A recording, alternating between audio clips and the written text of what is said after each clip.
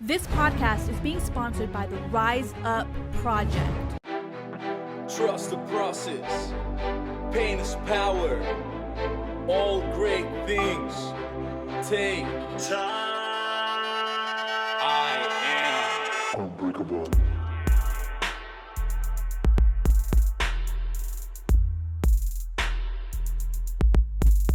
Unbreakable.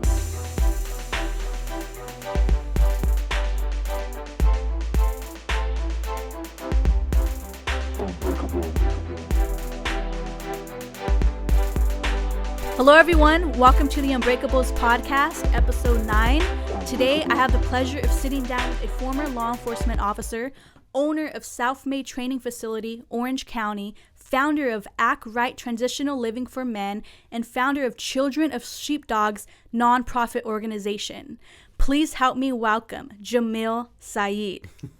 Hey. How you doing, man? I'm glad to be here. It's good. No, thank you so Super much, grateful man. to be here. Absolutely. And again, I know you were just in Miami this past weekend, so I Yeah. really want to say thank you for taking the time to come, Yeah. get here early and be on the show. I wouldn't say early. I was kind of late, but I apologize for that. No worries, man. Like I said, your story really speaks a lot of volumes, and I feel like there's a lot of people that will be able to relate. Mm-hmm. Coming from a law enforcement background to recovering from sorority to entrepreneurship. Mm-hmm. So before we start to where you are today, if we can just kind of take it back just a little bit of your childhood upbringing, and then we'll slowly transition. Yeah. So I always tell people I'm a first generation American. So my parents came here from Pakistan. Well, my dad was, I guess technically, my dad was born in India because it used to be one country. So my dad was born prior to that partition. So my parents came here just to go to college and, I guess you could say, quote unquote, right, like chase the American dream, and Don't we all know? So they did that, and my childhood, I'm the youngest of 4, so I have an older brother and 2 older sisters, and they are all married, and I have 4 nieces and 2 nephews. They're great. They're super cute. But yeah, I just my family growing up, super extremely tight knit family. Very close. Big family. Like every gathering was like aunts, uncles, cousins. But I was always the youngest, so I was always the one that was, getting the, I guess I have a great relationship with everybody, but everyone makes fun of me because I'm the youngest. But you get into trouble, yeah. kind of get away with things, I was right? definitely a troublemaker for sure. So how was it? What made you want to get into law enforcement? Honestly, it's just one of those things that I kind of fell into. Like I didn't, I wasn't like when I was younger. It wasn't like I want to grow up and be a cop, like or I'm gonna be a peace officer when I grow up. That was not my intention. I actually I wanted to go in the military right after high school, and that was like right during the war. And then my father passed away when I was like 16 years old. He had cancer, and so, as a child, my mom, all my brothers and sisters were all older. I was the youngest, and so my dad kind of passed away in that that crucial time when I really think that like a boy needs a dad, Absolutely. you're fucking going from being a boy to a man, teenager, and so, I kind of had, different quote unquote like role models growing up, or people that came into my life and really helped me a lot, like family friends. One of them was also my dad's friend, and then like my friends growing up's parents, and so I started working in construction, right, like from 19 to 21, and this guy that helped me a lot. He kind of showed me how to. He showed me the value of $1, and he showed me how to work, right? Like, I've had every job from being a fucking janitor to a carpenter to shoveling concrete, like you name it. I've done a lot of different jobs. You got your hands dirty. Yeah, for sure. But I was in the carpenters union when I was younger, and I didn't. It was a great job, and I was prevailing wage, and I loved the person that I worked for and the family. But I just realized like I didn't want to do that line of work for a very long time. I knew that there was growth in that company, and that eventually, if I had worked my ass off, I might have an office job one day. But it wasn't something that I wanted to do for a long time. So I kind of became a cop on, like, not a whim, but like my mom owned and operated these drug and alcohol treatment centers, and at the time she had implemented a very large contract that is still there today, but she was the first person to implement it from the government to the private sector. Oh, and wow. it was with the Department of Corrections, right? And so it was basically a program then called Prop 36, right? And it was for low-level convicts that had, drug and alcohol offenses, instead of just, going to the joint and then, coming out and doing the same shit and getting spit right back into the system, right?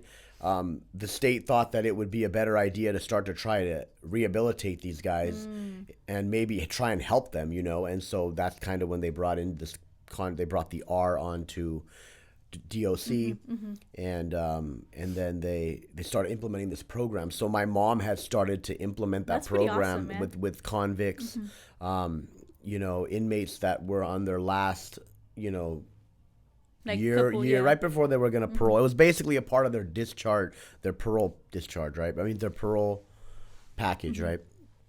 And so, or plan, you could say. And so she had done that. So she had told me that this agency was hiring, and that, the benefits were great. And, just growing up, I just really, I just knew that I wanted to do something greater, and I wanted to do something more, and I wanted to do something that was kind of impactful, But you couldn't really articulate I had it, no right? idea, yeah. And so I thought to myself, I really, I hate gang violence. I'm not a big fan of,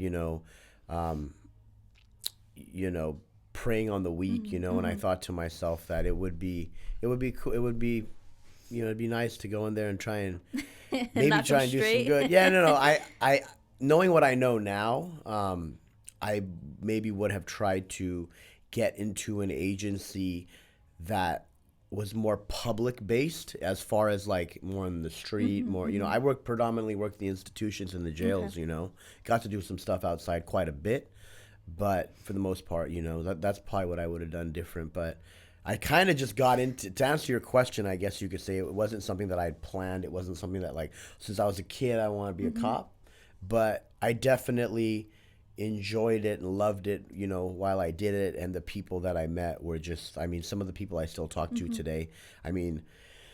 If you've ever worked in law enforcement, you know that, you going home or getting hurt depends on your partner, absolutely. And so, I really built some really strong relationships with a lot of men and women, and some of those people I still talk to today. And, we've been through some tough shit together, you know what I mean? To either be involved or witness or firsthand, a level of violence like that, is I guess you could say it's a bonding experience, right? It's really tough, Yeah. and it's one of those things that I could actually relate to you, considering that was the field that I was going into, and I have a lot of friends that are in law enforcement as well. So just being able to see the stuff, or even see the videos that they were able to take home, is really painful, So it kind of builds something, builds that mental strength. But what were some of the things that maybe you felt like? Was there ever a time that you felt like that whatever you saw, you're like, oh crap, Well, how do I build that mental toughness? Well, I think the first time I saw someone get basically an attempted murder, right? Like someone, I worked a level 4 facility, right? A level 4 institution. For those that don't know what that is, that's a maximum security prison. And when there's incidents over there, that more than likely there's a weapon involved, and there's more than likely, 2 suspects per 1 victim, right? Call it a 2-on-1, 3-on-1. And most of the time, there's more than 90% of the time there's a weapon involved. And so, it's basically 2 or 3 people stabbing 1 person. Man. And that was 2 to 5 times a week type shit, you know what I mean? And so after a while, it just kind of was okay, it's it's a high stress job. You have to basically just figure out what's going on and stop the incident as quickly as possible. And in the institution, you know, there's a lot of rules among the races, and you can't. A lot of those guys don't stop until you use force, you know, and so the first time was probably. Yeah, I remember like the first time I really like when there's a lot of blood drawn, or when there's like a lot of blood in a room, or there's a lot of blood on a person, like it's a distinct smell. And it's like irony. It's a smell that if you've smelled it, you're never going to forget. And so I remember the first time it was more likely like, oh, I saw a lot of blood, but more likely it was like the smell. Like, I was like, that like it smells stayed with you. different, you know? And you know, it was, the thing is, you know, I've always been taught that, you know, during a high stress situation, or in law enforcement, you know, you'll resort to your lowest level of training, right? When you're in that state, you know, and so that's why it's very, very important to like stay and be competent with your tool set, and make sure that you are alert and aware and all At those all things. times. And you know, but I remember the first time it was an experience, right? But it was one of those things where you don't really have a time to like, you know, freeze and really like process the situation. You kind of have to do what you got to do in that time, you know? And It's either the fight or flight, right? yeah. And I didn't flight, you know? You're like, I stood my ground. And I know that a lot of my coworkers can say that about me, you know, that I was never afraid to do what I had to do to preserve the sanctity of life, you know. And how long were you in for? 8.5 years. Oh, wow. know. That's a good I amount ended of up time. getting into an investigation towards the end of my career that probably took about a year and a half of that 8.5 years. But yeah, it was great. It was a great, I learned so much. I learned how to communicate with people. I learned some tough values about life. I learned, you know, that the world is a good place, but are some very bad people in it, and the people that are there belong there. Of course. And you know, I also learned that it's not my job to judge them. You know, I remember very, very early on, I had this guy I actually talked to recently. He retired. His name was John Easler, and we did a lot of work in the institutions together. And he had told me one time, he said, you know what, youngster? He was like, do you know why we get to go home every day? And I was like, what do you mean? And he goes, do you know why we get to go home every day? There's 700 cops in an institution with over 3,000 people. And he was like, because the inmates let us. He was like, at the end of the day, we got guns, and yeah, you know, we can do what we can, but we're outnumbered, you know? And he said, you know, your job is to maintain order and to try and control the chaos, right? And he was like, you know, don't forget that, you know? And he said that it's not our job to be an asshole to the people that are here. He was like, their punishment is their sentence, you know? And do you think that always stayed with you? yeah, because at the end of the day, like, you got to learn how to pick your battles in there, you know? And, you know, if you allow your ego and pride to, you know, to dictate, you know, how you interact with criminals or people incarcerated, like, you're going to get yourself hurt, and you're going to get other people hurt. And it's not like, even there's worth a fine, it, yeah, right? there's a fine line between getting ran the fuck over and, like, being fair through communication, you know? You know, by all means, you know, don't get ran over, you know, don't let, you know, but they talked about these things about being firm, fair, and consistent, you know, and I think that goes a long way with Absolutely. anything, you know, and I think that, you know, there's things that people have to follow, and then there's also things that people, what they call, they got it coming, you know, and I think that, especially in the institutions, you know, communication goes a long way. I mean, don't get me wrong, you're always going to have problematic people. You're going to have to use force. You're going to have to get your hands dirty. But you can use your judgment Yeah, at that yeah. point. But a lot of times, you know, it can go a lot further by communicating with people. And, you know, find out what their issue is, right? Even in day-to-day off today, you know what I mean? It's, I remember things that I learned working in the joint that I implement today, you know. And, What were some of those things that you've learned? well, definitely communication for sure. Communication was one of them, but, you know, also one of the things where, you know, if you tell someone you're going to do something, you got to do it, you know. And if people have, you know, if you're supposed to provide something for someone or give them, we used to call it like give them what they got coming, like give the dude his issue, right? And so the same thing in day to day, you know, like I'm in one of the businesses, we're kind of like landlords, right? We you know, our job is to keep a facility open, clean, able for people to make money, and provide a service for their clients, right? That's the basis, right? That's our job. That's what you gotta give them that. They got that coming, right? Because they they pay you to do that. Right, and so, right.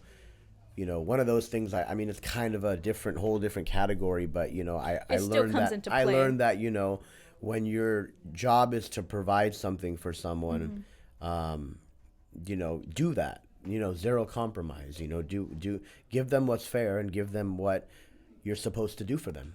That sounds good. So it's communication and be accountable to your word and do Yeah. what you say that you were going to do to Yeah, begin yeah, with. for sure. And then also, you know, I think that I also learned how to, you know, really, really like judge situations. You know, I'm kind of a people watcher. I definitely have OCD, but you know, I kind of learned how to like interact with people, you know, and I wouldn't say I learned how to judge people, but I learned how to read people, you know, and for me that kind of goes a long way, you know. In any business, I could imagine, yeah, right? and I was, you know, one of the things that I enjoyed the most was, you know, it's every day was never the same, you know. I mean, there's obviously program and protocol and things like that. Like, the same shit's going to happen, basically. But, like, Something at different. the end of the day, like, it could be just a regular calm day, or you can have a full-on race riot at 2 o'clock. You have no idea what's going to happen. You know I what could I mean? imagine. And so, you know, sometimes in business, the days are not to that extreme, but, you know, some days you'll have some great days, and some days you'll feel unproductive, and some days you'll be like, shit, man, I don't know how I got through that day. You know, I was like in 4 different counties, had 6 different meetings, you know, this, that, and the other. And, But at you know, least you're able to correlate the two and reference back to what you've learned in law enforcement, and you're able to incorporate it into your business life, right? So how was the transition out of law enforcement? Well, I'm not gonna lie, that was hard for me. That was really hard for me because, first of all, when I left law enforcement, I basically wanted to focus on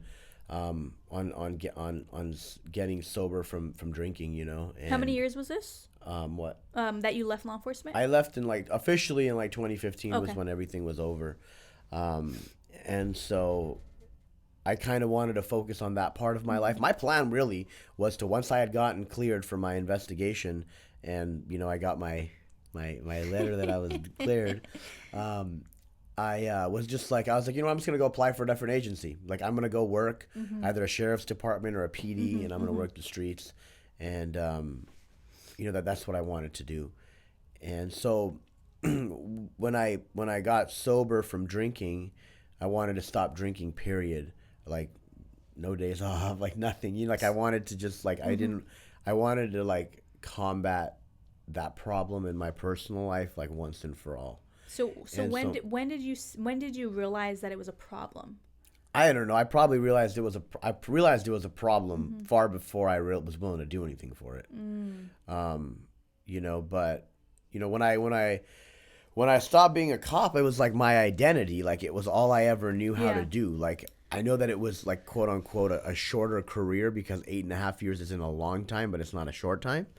But I didn't really know anything else. I mean, I had little menial jobs as a teenager, but like, I became a cop when I was 21. Like, I turned 22 in the academy.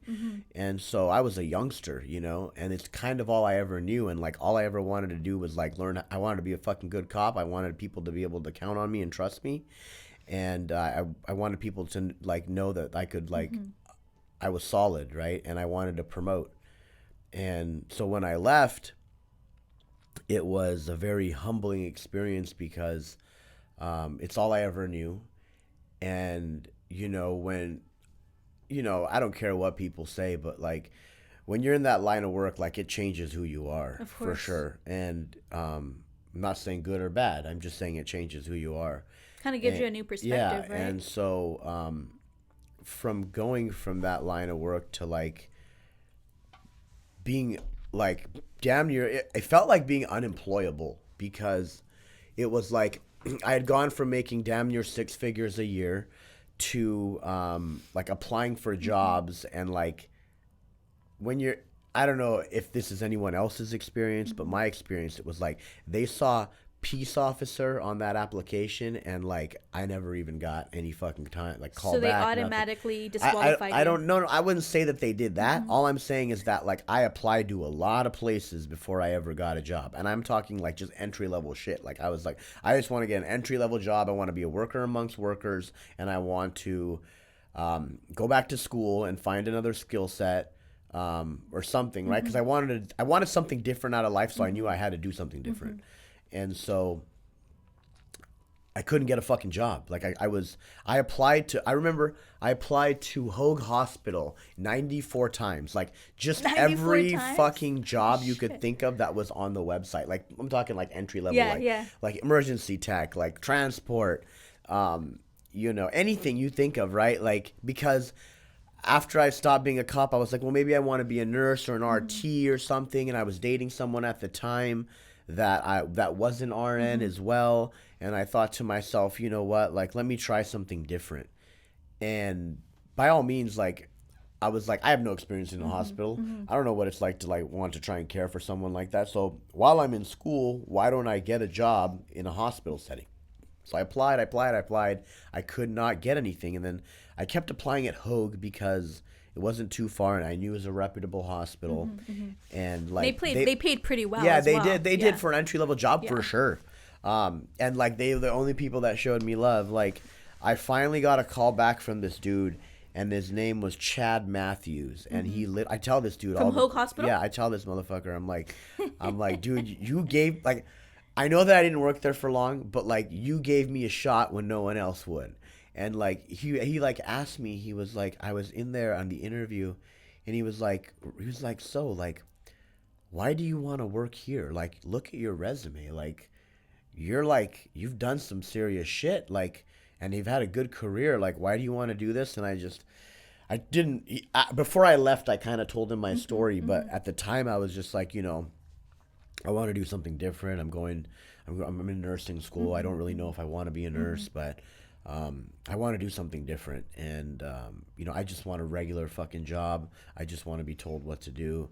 You need that structure, right? And I was like, I don't even care what it is, And so they gave me a job, and I like worked there for like almost like a year and a half, 2 years until it was like the first, from 20, and then I'd gotten into business. Like I started my first business working there with like the first paycheck, and but yeah, I'll always have a soft spot for myself with Hoag, because Hoag showed me love when no one would. Nobody did. Yeah. I always tell myself, I'm like, when I have the opportunity, I want to do something cool with them. That's very sweet, man. Yeah. So what would you say your biggest pivotal breakthrough moment was? You're talking about when I was... Was it transitioning out of law enforcement and still like going through that moment of finding a job, overcoming sobriety? Well, I think like sobriety for me, when I getting sober was like the pivotal moment. And you were still going through that? No, my sobriety date is February 17th, 2015. Okay. And so basically then is when it kind of basically leveled the playing field, and I wanted something different. That's good. So looking back now, when would you say you were able to develop a strong mindset in those dark places? I don't really see. One thing I realized is like I don't really lack motivation or drive. I don't really know where that comes from. I do know. I know that comes from like not ever wanting to be in the situation that I was in, when I left law enforcement. Like I didn't have a pot to piss in or a window to throw it out of. Basically every dollar that I ever had, I had spent on legal counsel. I was spending all my money on bills, and I didn't have anything, and the only reason why I didn't like lose the place that I lived in was because, my sister, like paid the house cash, And so it kind of helped you out in a way, yeah, right? yeah. Kind of get back And on so your like feet. I didn't, that's when I got sober. I didn't have anything. I basically like I didn't have anything. I had some shit, but like I I was I lost everything. So you literally had to start all over. Mm-hmm. So what advice can you give our viewers, our audience at home that is maybe struggling with sobriety or some type of addiction? Like what is maybe some tool strategies that have helped you get clean and overcome that? Desperation.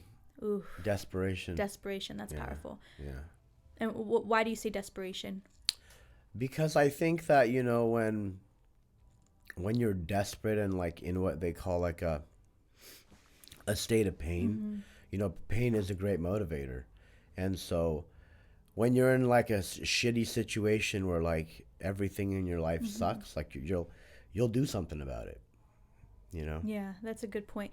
So were there any daily rituals or disciplines that you needed to establish in order I to get you? I established more discipline like as time got on, but in the beginning, I just used to just pray that God would help me stay sober a day. That's deep, man. That's deep. Yeah. And okay, so what inspired you to get into entrepreneurship? This also desperation, I guess you could say, because I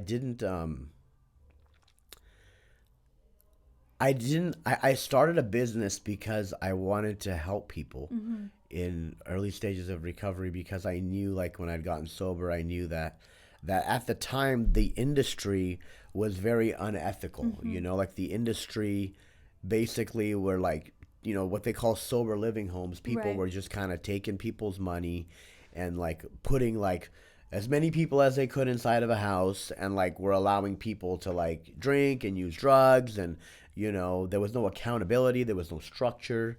Everyone was kind of running their own game.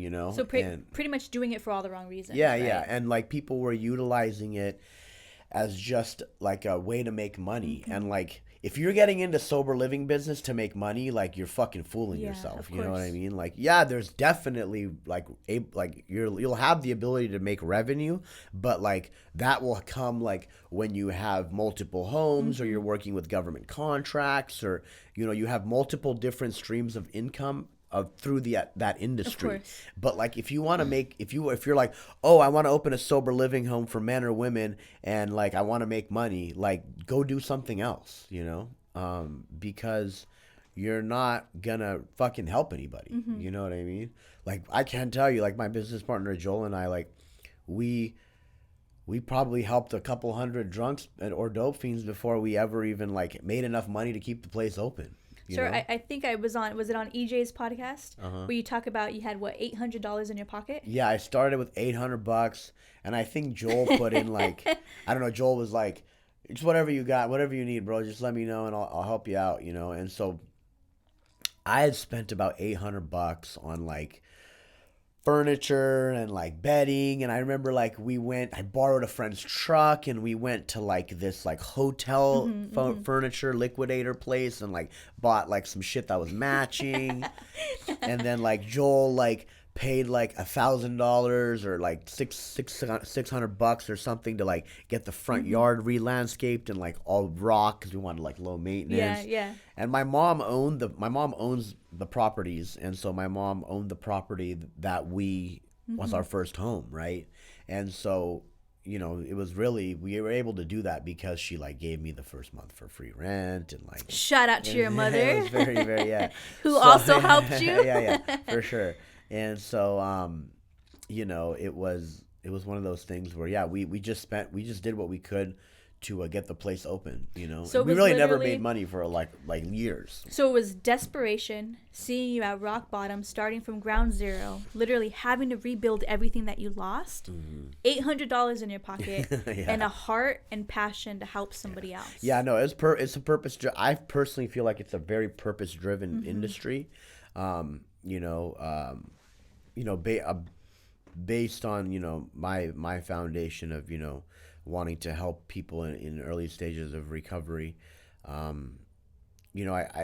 implemented that, and that's through my personal life, and I implemented it through in a category for business for myself. Absolutely. You know? So was it hard being on the other side?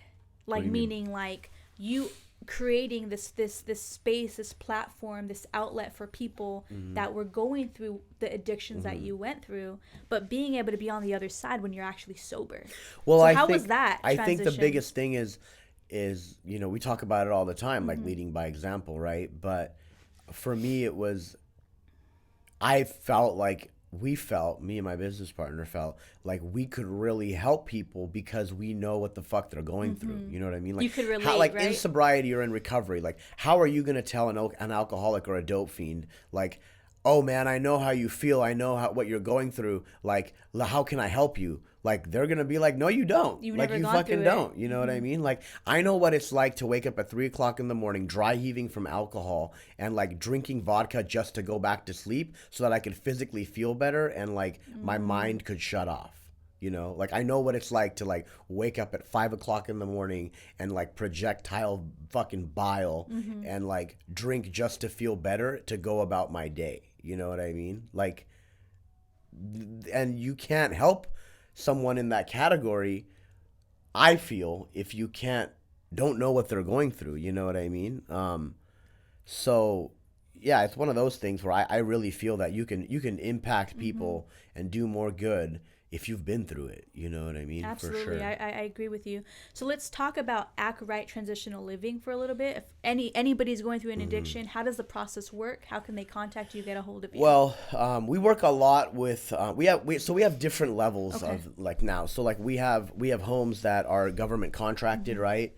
And we have contracts with the government where, you know, they have a certain amount of beds, you know, for their contract, and that's considered a government contracted home. And then we have what we call our cash pay homes, right? And so we have a total of 6 homes now. You know, 2 of them are government funded homes, and then the others are men's homes and women's homes. And then we have another home that is being opened right now, and it's going to be a full-on drug and alcohol treatment center. Like, that home will be what we call the detox residential home, and then after that they will be going to different levels of care, and that place is named after my mom. But to get into, you know, we've built a reputation, or I guess you could say, with the community and different avenues. And so we you know, we get a lot of calls from just people like, I was on the way here, you know, and a guy that came through my facility before, you know, and like basically he wasn't able to stay sober, and you know, he lied quite a bit, and you know, we're here to help the willing, you know what I mean? And so, you know, you push, we'll pull, you know, you drive, we'll steer, you know, and so we want to help people. And so a lot of the people that we get are usually people that are coming out of drug and alcohol treatment centers in the area that we have a reputation with and a relationship with, and they're like, hey, you want to go there? This is a solid place. We know that they run a good program there. People are accountable. You know, we'll always do the right thing over $1. Oof, you know, I love that, man. And so, you know, for me, it's like, you know, we want to help people, and I don't give a fuck about the money. Like, we got to keep the doors open and like the bills paid, but like I know that like if we're helping people, like we'll be fine, you know. Yeah, that actually goes down to what being passion driven over profit driven, and it's something that I really appreciate about you, because, and your organization that you've built, because you know, going back to kind of with my story, my mom suffered from drugs and alcohol. So there was an organization, I'm not sure if you're aware of it, Village of Hope, which helped rehabilitate her. So she put herself in that for about a year, and because of that program, she's been clean for over 11 years. Oh wow! Congrats so it's one of those things with people like you that have helped, that not only see people for $, but because you put your heart into it, you're helping so many people. And trust me, man, like you may not see it now, or people may not see it now, but it goes a really long ways, because you're also rebuilding families that have been broken, you know? So I think that that's pretty amazing. So how did SELFMADE come into play? Was that before or after? Yeah, no, it was during. You have your hands in everything, man. Yeah, no, that was during. I had probably opened our first ACKRITE house during that time, and I had met. So when I was in law enforcement, I wanted to, try to get into CRT and all those types of things. So there was a moment in there that I had hired a personal trainer in like 2012 or 2011, and his name was Ian. And basically, he was great. He fucking would help me. He trained me like when he's seen me at my worst, and like now he's seen me too. So like Ian knows me when I was drinking, and so I trained with him at a corporate gym, and knowing what I know now, damn, I fucking gave that corporate gym way too much money, man. Fuck, never do that again. And so I trained with him, and then I went through my whole investigation and through IA, and that was I was trying to get sober, stay sober during that time, and it was just, my life was a mess then, in personally, right? And so I when I ended up separating from my agency and I got cleared, and I was either going to go back into another law enforcement agency or try the whole nursing thing. And so I'd like gotten back in communication with him, and he was like, hey, I'm training at this new gym. He's like, are you still a cop? And I was like, I recently just got out of my investigation. I got cleared. The judge, the administrative law judge, awarded me all my back pay and cleared of everything. And I was like, I just don't know what I'm going to do right now, but I want to focus on, like my drinking problem. And so he was like, oh, okay, well, I'm training at this new gym. It's called SELFMADE. It's in Corona. And, it's really great for people like me because, like, I don't have to pay the gym doesn't take all my money. And he was like, it's kind of a small, like, garage gym. It's pretty cool. Come check it out. Like, come train with me and, like, blah, blah, blah. So I was like, at the time, I was like, I had just started my first business at the time. I thought I couldn't. I was like, oh, I can't afford personal training. But, yeah, so self-made training facility. So, I'd met this. I had been training with this personal trainer, Ian, and then he told me about self-made Corona. And so I just kind of went in there, and I was like, oh, I'll do a session with him. And so I went there, and I worked out, and I was like, this place is fucking weird. Like, it's different. It's kind of got, like, graffiti on the walls, but it's, like, kind of got it's kind of cool.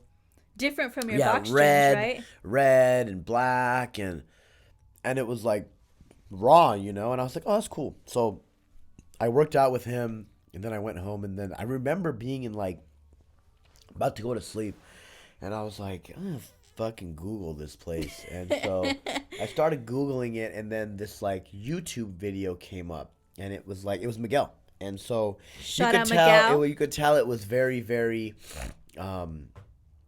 unchoreographed, and it was like kind of like it didn't really make sense. Like I was like, well, what is it? Is it like a life? Is it like an bio fucking video? But he was like talking about different things in his life and like his upbringing and like how he was like homeless at a young age, and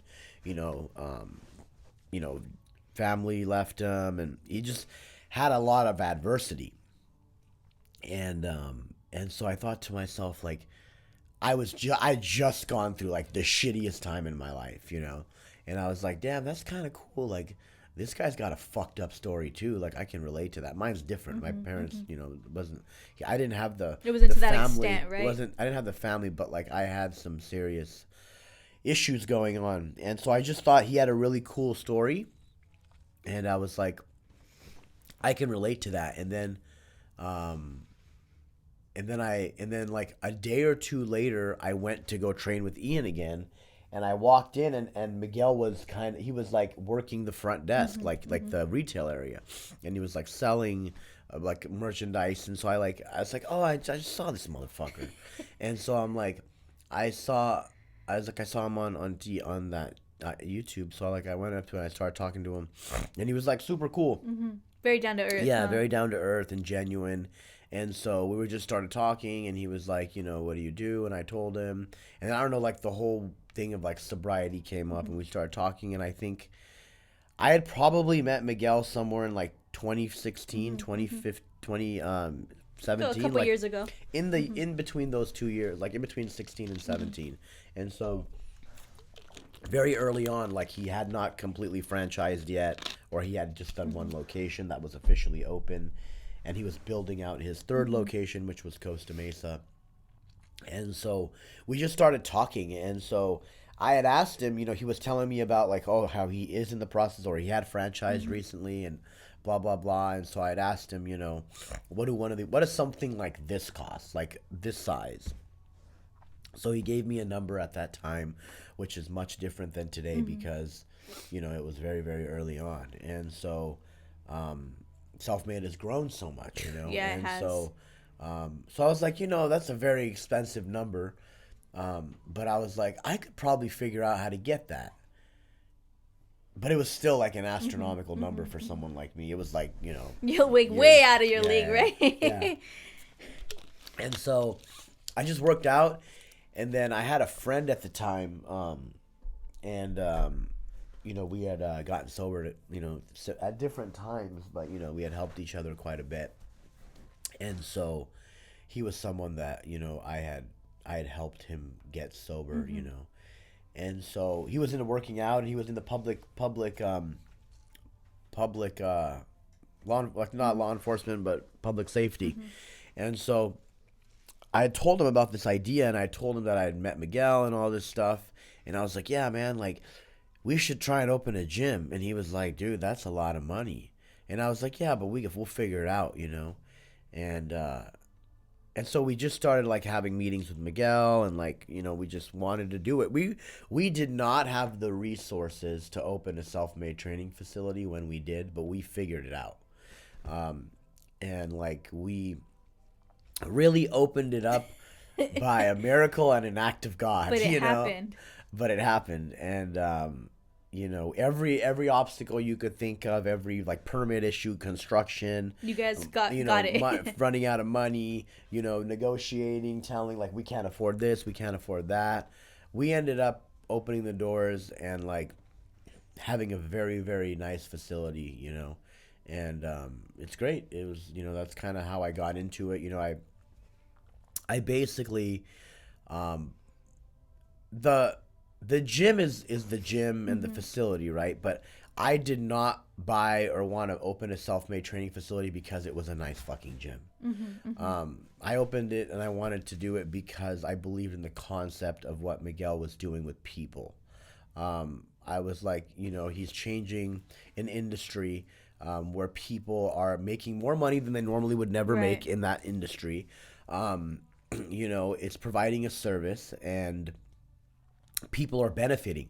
So for me, it basically lined up the same mission and passion that I have for all my businesses, just in a different category. Like it's still helping people. It's still helping people feel better about themselves in many different aspects, whether it's the personal trainer or the athlete. And, it's great. It's positive, right? And so we knew that, the way that the platform was, we would be able to return our investment in a certain amount of time. And, self-mades make fucking money. Oh, yeah, they do. I don't care what anyone... Even the personal trainers. Like, I know a couple of them that are making well over six figures. Any business that a business that brings in, $350,000 to $600,000 a year with cash flow like that is good.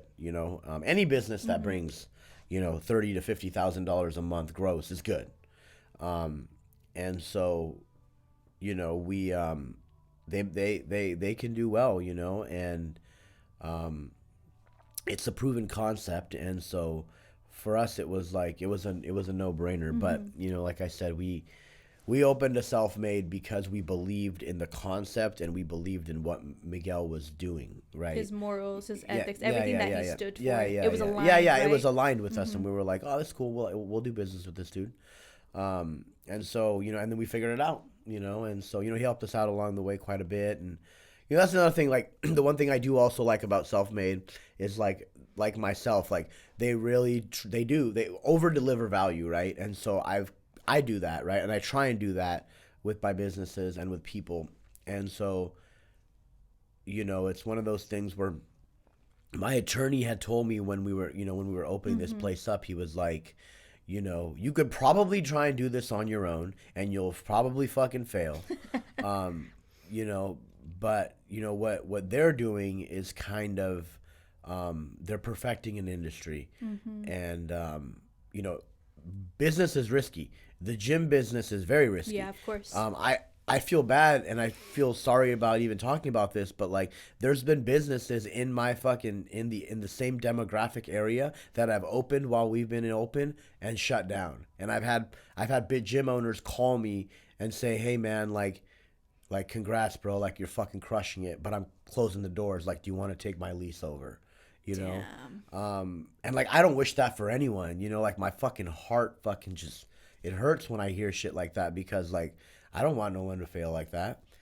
And so it's a risky industry, right? And so business is risky, right? So for me, it was like, okay, franchise, right? Like proven concept, like someone has, it's clearly working. Other people are doing it. It's a house. It's becoming more of a well-known name. It is going to be a household name. Self-made is going to be on every fucking corner. Definitely a family. Yeah, like, for sure.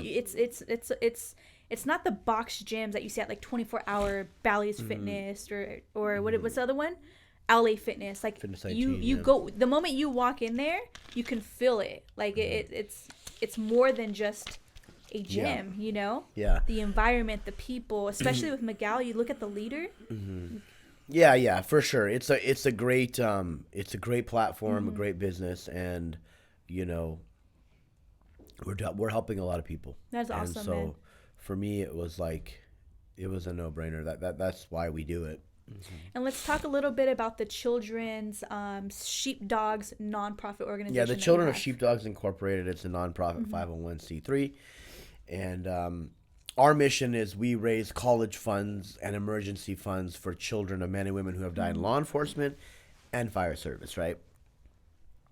I focus more on the law enforcement side. My business partner is a fireman, and so you know, we don't like. One or the other is not more important than the other, but more cops fucking die than firemen. Of course. You know, so, you know, that's our mission. You know, the reason why I did that was because, you know, working in law enforcement, I know it's a very, very hard job. It can drain you not only physically, but mentally, emotionally, spiritually.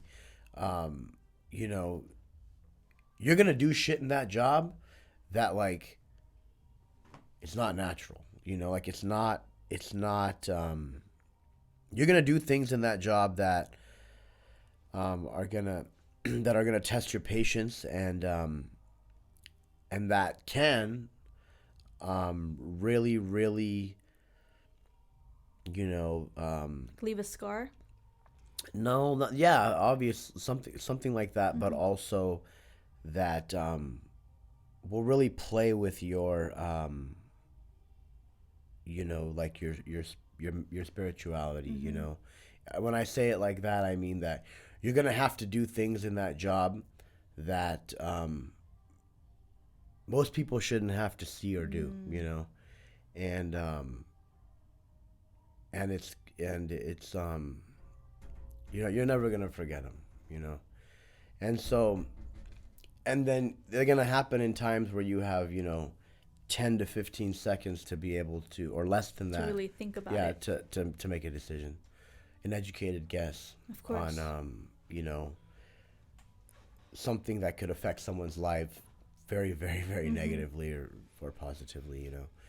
And so for me, I wanted to do something that would impact people, you know, in an area that was like terrible, you know. And so, you know, when a person loses their life in the line of duty, for me, I feel like it's a very emotional thing, you know. People were there trying to help people and, you know, be you know, fight for the greater good, you know, help, you know, or fight for people that can't fight for themselves, you know. And so when they die, they leave people, you know, and they leave children. And I don't have any kids, but I know that if I did, I would want someone to take care of them if I wasn't there, you know. And so, you know, we don't want to, hopefully one day we can help massive people, like I want, this organization to be known coast to coast, and, hopefully, we will impact a lot of people. We will. But our main mission is to help the people that are left behind. So for us, it was the children, when, a lot of, in the state of California, children can go to a state school for, the tuition's covered, or but what about other expenses, and also what about private schools, Of course. And so we just wanted to be able to try and help with that, and so that's our mission, is to raise college funds, emergency funds for children and men and women who've died in law enforcement and fire. I think that's truly amazing, man. So looking back at, if you just reflect for a moment, going back to your darkest time when you transitioned out of law enforcement, when you were still, you still had the addiction, and when you felt helpless and desperate, right? But looking back from there to where you are now with owning SELFMADE Orange County, to the ACKRITE Transitional Living, and the foundation, Children's Foundation, would you change it? No, I wouldn't change it. I don't think I would. I think that I would have tried to maybe listen earlier, but yeah, no, it takes what it takes, and everything makes more sense in retrospect. So for me, it's like, I don't think I would have been able to enjoy it, or, the journey. The journey is what it is, and I'm my own worst critic, and, we... Reminds me of myself. We want to... we want things to happen fast, but they don't, it takes what it takes. And so for me, I think I would have made some different decisions for sure, but, it all worked itself out, it all worked itself out, and it all worked. For me, I know that as long as I do the right thing and my motives are good, God will take care of the rest for me, and, I do the footwork, and then, leave the rest, to that, and I don't, it's worked this far, and so. And you're already impacting so many lives. Just with you changing your life, God has positioned you to lead. And I think that's remarkable. So how would you say you have, like, how did you become more intentional? Purpose driven, I realized that, I want to, I do everything based on one thing. And that one thing is to try and bring value to people, and so whatever it is in my life, as long as it lines up with certain things, I'll more than likely, do it. But it has to, line up with those things. So how did I become more intentional? I just had to keep reminding myself of, what my purpose is. My purpose is to help people. And it started in sobriety. My job is to, the way that I get to stay sober is because I get to help people, help them. And so that's our main foundation, right? Is to help someone else once we have achieved sobriety. Of course. And so that's where I learned it from, and that's kind of where I get the idea to implement it in other areas of my life. Man, I know you're doing that already, and it's crazy because now you're able, not only are you helping people, but those people are helping you stay sober. Yeah. So it's crazy how it works out, right? So what would you say your top 3 strategies, tools for success are for any of our audience that are watching? The things that you've accumulated along your way, throughout your journey. What are a couple tips that you can give? First, over deliver value for sure. Find a problem, like find a niche or a problem that can be changed. Find an industry or a service or a tangible good that you can add value to, right? So add value would be number 1.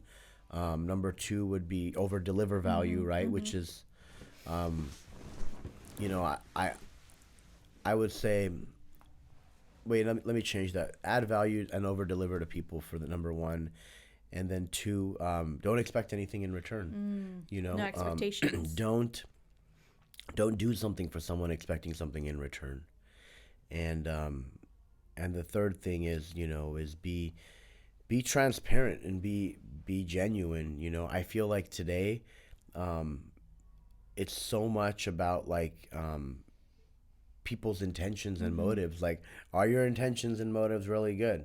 Or do you have an alternative motive, you Of know? course. And so, you know, be extremely laser focused and like consistent about your intentions, you know? Um, don't sugarcoat it, don't lie to people, you know, be honest. You know, that's what I would say, you know, and Some great advice, man. those three things, you know, and you're not gonna go wrong. You know, you're not gonna go wrong with trying to help people. You know, and I think that, I mean, I just feel that purpose driven companies are so much more successful than revenue driven companies. You I know, absolutely agree. you know, Andy talks about it all the time, but you're gonna see a shift that, you know, people are gearing towards more people that are purpose driven, you know, an industry that you know is genuinely, and people see it, man. Yeah, of course. You know, Of course. Final question. How do you intend to leave a legacy? um, I people ask me all the time, like, what are you doing all this shit for? You know, like, you know, are you doing all this to be alone? You know, or you know, why do you want to help people? You know, I'm single. I don't have any kids. Um, you know, my my business is very important to me because I know that right now the difference between me and someone else is that I'm willing to sacrifice my life in many different areas to um, to build businesses that will help people. Um, you know, I don't look forward to the weekend to, you know, to drink or to party, because, you know, that's not gonna help me do any of the things that I want to do. So for me, my legacy is I wanna when I step off this earth, you know, I want to be known for what I did, you know, for people. My legacy is that, you know, I want to be able to help people on a massive scale in different categories. You know, I want to leave businesses here that will go on for a long time, that will help people in those areas. You're well on your way, man. I Well hope on so. your way. I hope Okay, so. so here at the Unbreakables podcast, I'm not asking you, the deck is asking you. Mm-hmm. So you can choose two cards and then just read one and then answer from there. Okay, so choose two cards. Any two you like. One. Oh shit! Did I lose it? No, you're good. How about this one? What's the first one?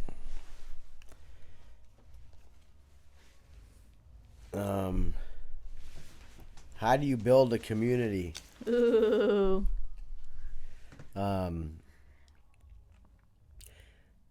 I would say how you build a community is you go out and you fucking meet people. You know, you let people who you know who you are. Put You let yourself people out what there. you stand for. You know, let people know your purpose. You know, be clear cut about, you know, what you want to do.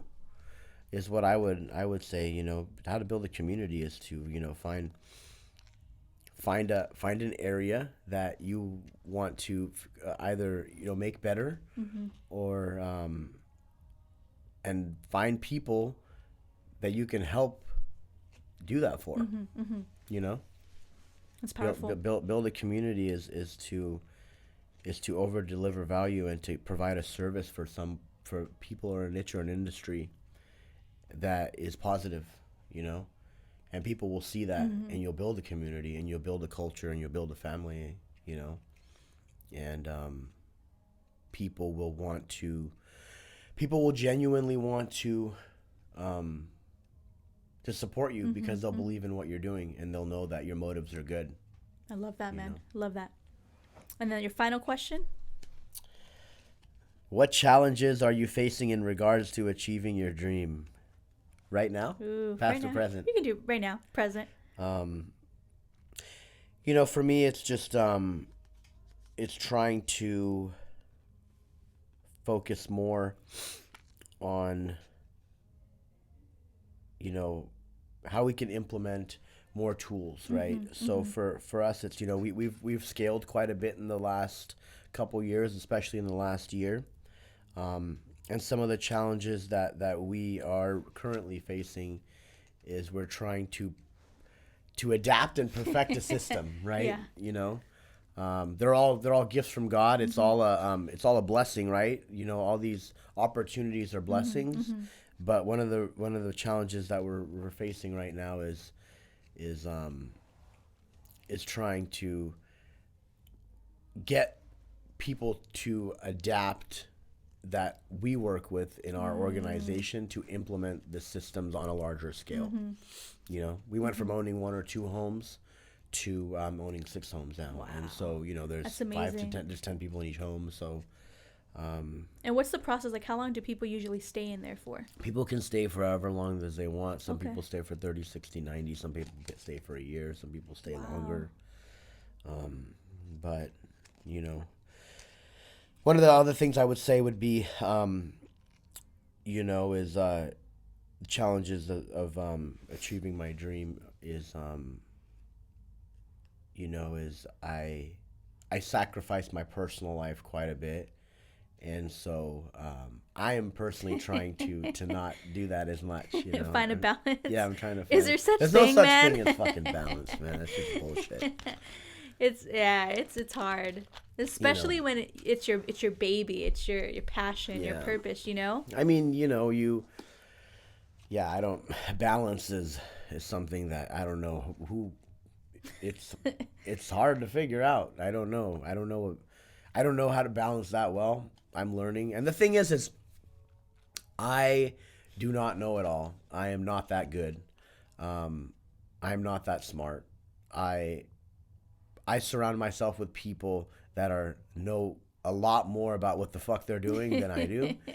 And so a lot of times I ask them, you know, what they think I should do, how should I do it, because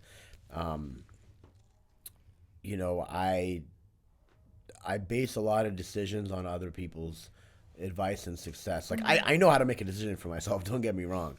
But what I'm saying is I have a council and I have a group of people that have done things before me that probably know the answer to that, you know? Of course. And they'll tell you themselves that, like, you know, I don't always listen, but I've gotten a lot better, you know, and you know, I want to, I remain coachable, you know, I remain coachable. That's and important. Like I do not I do not allow my emotions and my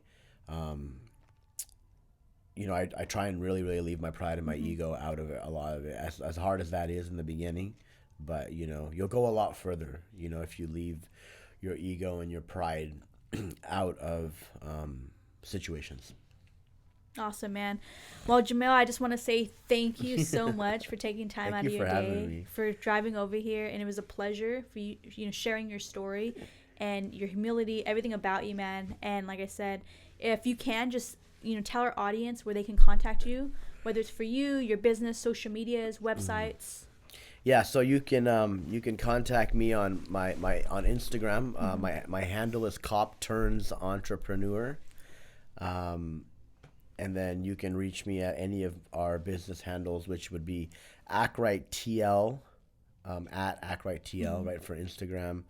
SELFMADE would be at SELFMADE Training Facility OC. And the Children of Sheepdogs would be at Children of Sheepdogs 1199. You guys heard it first. We'll leave all the links below, his website below in the links. You guys also follow the Unbreakables podcast on all social media platforms, podcast streaming platforms, and make sure to subscribe below. Thank you again, man. Really appreciate you. I'm super grateful to be here. Thank you. Absolutely. I appreciate you. Thank you. We're out, guys. Unbreakable.